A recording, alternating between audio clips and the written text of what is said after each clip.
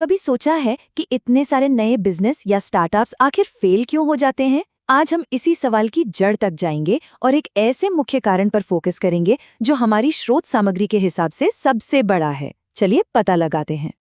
ये अपने आप में एक बहुत बड़ा स्टेटमेंट है ना? स्रोत के अनुसार सारी बात आकर पैसे पर ही रुक जाती है, या यूं कहे कि पैसों की कमी पर ये सिर्फ पैसों की कमी की बात तो है नहीं, है ना? असल में ये उस डोमिनो इफेक्ट के बारे में है जो ये कमी पैदा करती है। तो चलिए इस चेन रिएक्शन को जरा खोलकर समझते हैं। तो सबसे पहले ये समझना जरूरी है कि कैपिटल यानी पूंजी आखिर इतनी जरूरी क्यों है? क्यों इसे ही हर बिजनेस की नींव माना जाता है? इसे ऐसे सोचिए, पूंजी वो फ्यूल है जो बिजनेस के इंजन को चलाता है। इसके बिना आइडिया दुनिया का बेस्ट हो सकता है, पर बिजनेस की गाड़ी 1 इंच भी आगे नहीं बढ़ने वाली। तो अब देखते हैं कि वो डोमिनोज आखिर गिरना शुरू कैसे होते हैं। कहानी शुरू तो होती है पैसों की कमी से, पर बात यहीं खत्म नहीं होती। ये एक तरह का 3 स्टेप का फेलियर है। सबसे पहले आइडियाज अधूरे रह जाते हैं, फिर रिसोर्सेज जुटाना मुश्किल हो जाता है, और आखिर में काम टाइम पर पूरा ही नहीं हो पाता। चलिए एक एक करके समझते हैं। सोचिए, किसी के पास अगले बड़े ऐप का एक जबरदस्त आइडिया है, पर वो उसका एक प्रोटोटाइप तक नहीं बनवा पा रहे। बस यहीं से दिक्कतें शुरू हो जाती हैं। बिना पैसों के एक ब्रिलियंट आइडिया बस एक आइडिया ही रह जाता है। और यही आधा अधूरा विचार अगली प्रॉब्लम खड़ी कर देता है। जब प्लान ही पक्का ना हो, तो ना तो कोई अच्छा टैलेंट साथ जुड़ना चाहेगा और न ही जरूरी रिसोर्सेज मिल पाएंगे।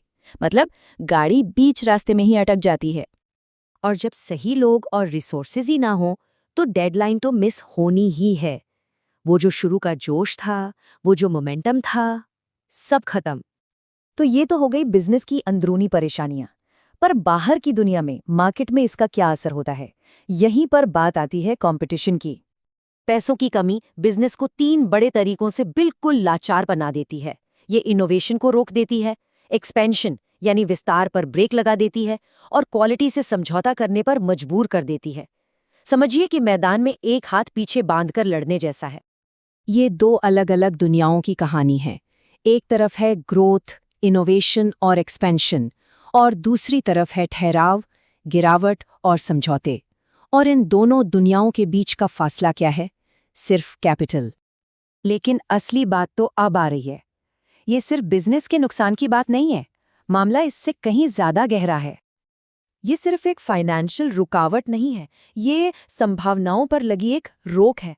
बात सिर्फ पैसों की नहीं है, बात उन सब चीजों की है जो वो बिजनेस बन सकता था, पर पैसों की कमी की वजह से कभी बन ही नहीं पाया।